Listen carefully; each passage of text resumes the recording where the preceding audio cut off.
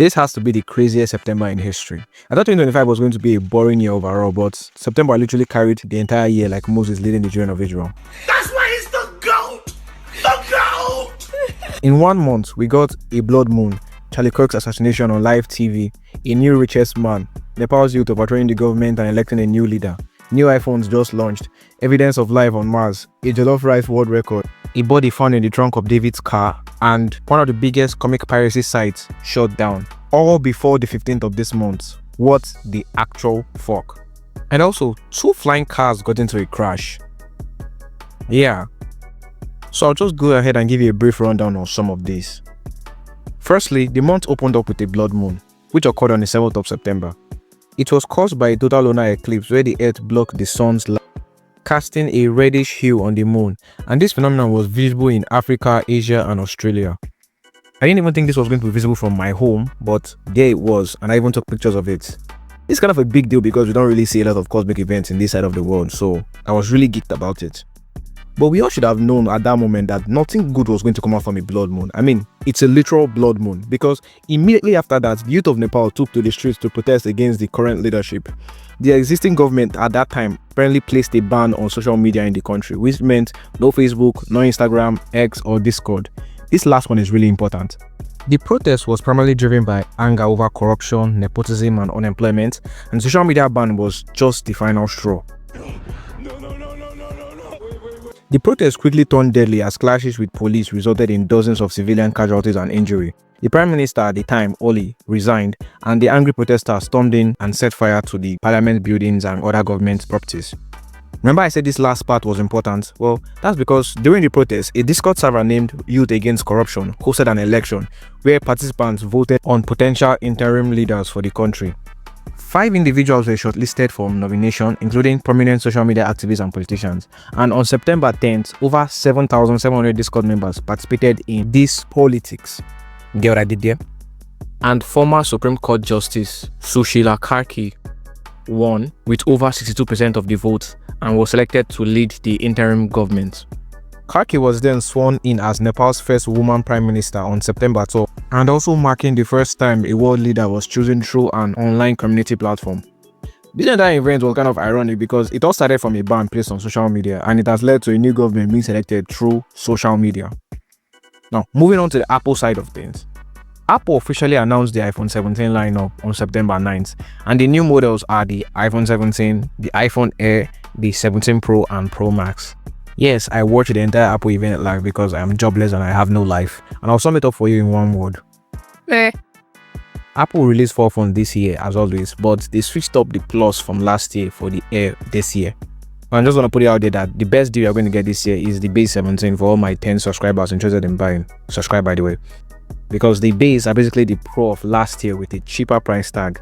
Yes, the last year's Pro are still better in majority of the category because, well, Apple, but this year's base model has this year's cheap promotion, which is a first for any base iPhone, an anti-reflective coating on it, and wait, that can be all. Oh yes, it starts with 256 gig. Pretty cool. Now for the iPhone Air, I'm just gonna say I stand by the idea that we don't need slimmer phones with less battery and durability.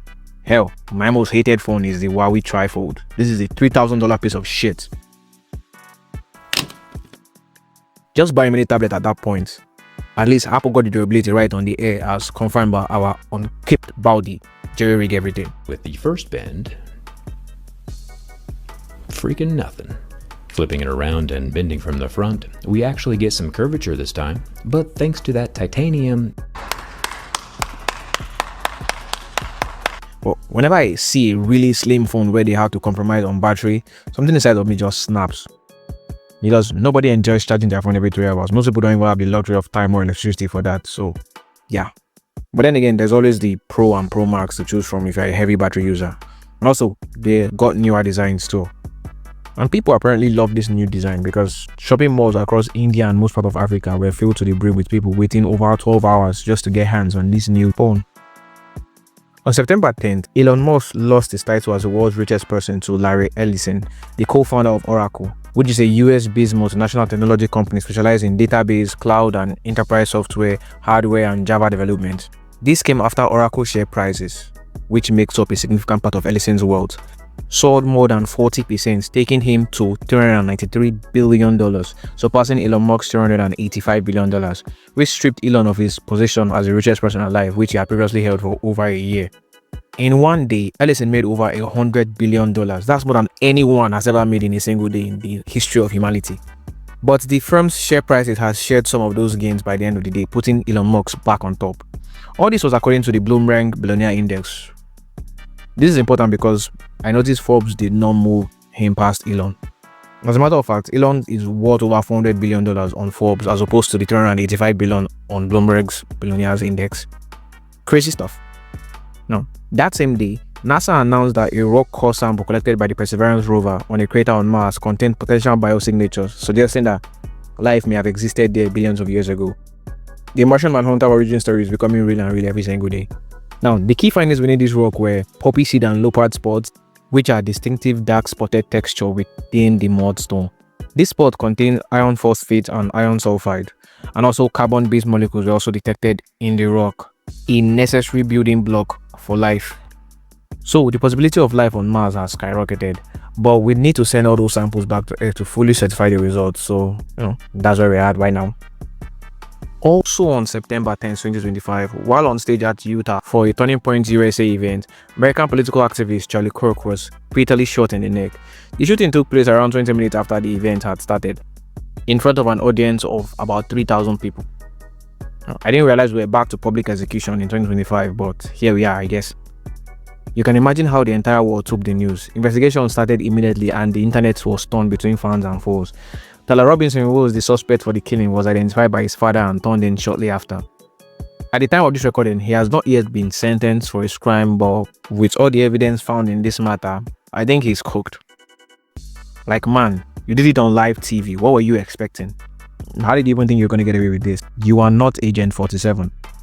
My condolences goes out to the family of Charlie Kirk and everyone who lost people this month. Now, while all this was still going on September 12, Hida Basi, a Nigerian chef, created a Guinness World Record for the largest serving of Nigerian-style jollof rice. Now, this story is going to interest me because, Nigerian. The record-breaking dish weighed about 8,780 kilograms and was confirmed by Guinness World Records themselves. In May 2023, Hilda had previously set a world record for the longest cooking marathon by an individual with a time of 93 hours and 11 minutes. And 2 years after, she created another record with jollof rice. The final dish included 200 bags of rice, over 1,200 kilograms of tomato paste, 600 kilograms of onion, and 168 kilograms of goat meat. The entire purpose was to celebrate Nigerian jollof rice and bring people closer together through food. Oh, congratulations on your world record, Hilda. Yeah, so 2 flying cars crashed. I don't know how the fuck that happened. I didn't even know we had flying cars, but here we are. 2 flying cars crashed into each other at the rehearsal for an air show in China, which was meant to be a showcase for the technology. The Aero HT vehicles collided in mid-air, with one of them catching fire during landing. The company said that people at the scene were safe, but CNN reported that one person was injured in the crash, citing an anonymous company employee. The rehearsal on that Tuesday was for the air show that was supposed to start later that week in Northeast China. So, we got a Discord election, potential evidence of life on Mars, a new richest man, although only for a day, flying car collision, all in 1 month before GTA 6.